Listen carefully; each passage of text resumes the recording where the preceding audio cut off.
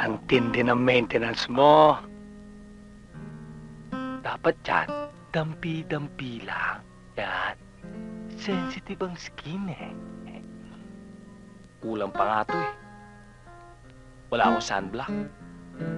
Walang pambili. Sunblock? Ano yun? Sunblock. Yan ang nagbablock sa sun rays. Alam mo, kapag nasobrahan ka sa sun rays, hindi maganda. Mahirap na, baka ma-overdose ka pa.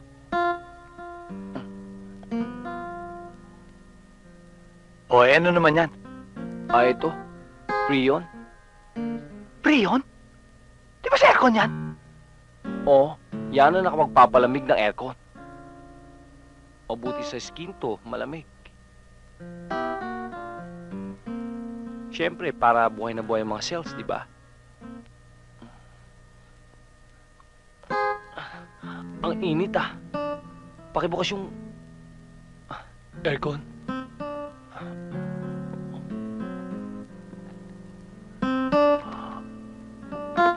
O, yan. Yan! Hindi okay. Pwede pakilagay. Oh, dahan-dahan ah. Baka matapon. Okay. Siya nga pala. Kumusta ang araw mo? Okay naman. Dahil natagpuan ko na ang pinakamagandang babaeng babagay sa akin. Nagkita na kayo? Mhm.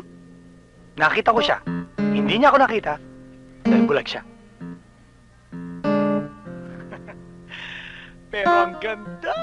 Ang ganda! Tignan mo. Ang ganda nga. Okay. Ako rin. Nakita ko na yung babae makakasama ko pang habang buhay. Pakialam ko.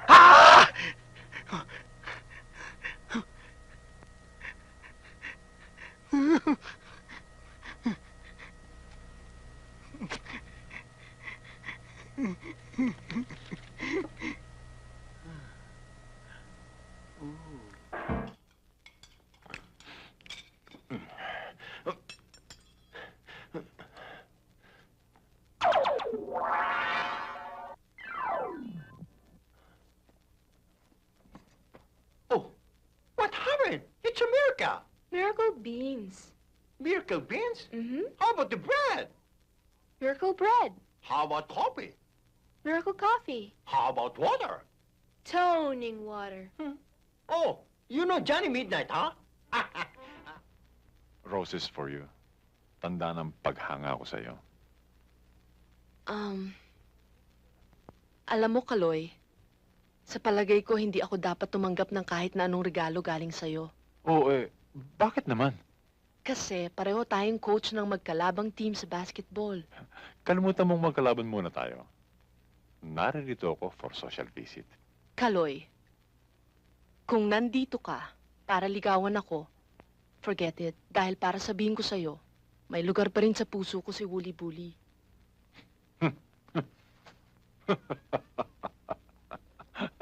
Bakit ka naman tumawa? Kalimutan mo na si Wooly Bully. Bakit? Dahil meron na siyang ibang girlfriend. Girlfriend?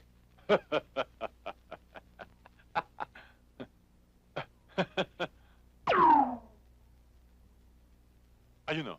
Tignan mo sila.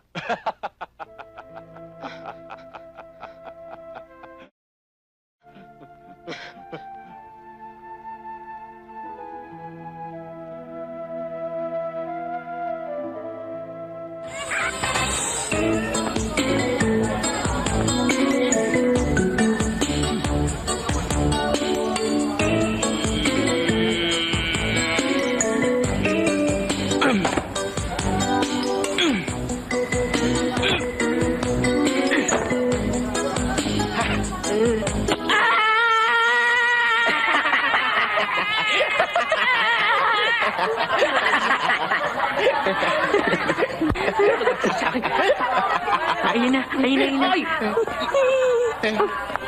Aray ko. Hoy, kayo dalawa!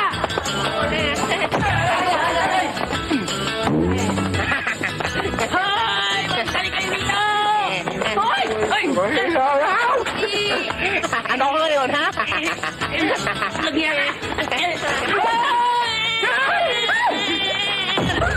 Bastos ka! Magbalik ka dito! Nandiyan. Yan na, lapitan mo na. Ma'am, excuse me po. Kasi po, ma'am, hindi ko maintindihan yung assignment sa Pilipino. Paano excuse ba? me, ma'am. Excuse me. Ma'am, kasi hindi ko maintindihan yung mga pang-apang-abay. Dito. Di ba itinuro ko na yan sa inyo kanina? Hindi ko talaga maintindihan eh. Bakit ang dali-dali naman ang mga inilecture ko eh? Hindi ka kasi nakikinig eh. Paano ba gagawin ko? Inulit-ulit ko na yan. Kasi ikaw, poor ka sa reading. Pilipit ang dila mo. Dapat sa'yo, magbasa ka ng mga Tagalog comics.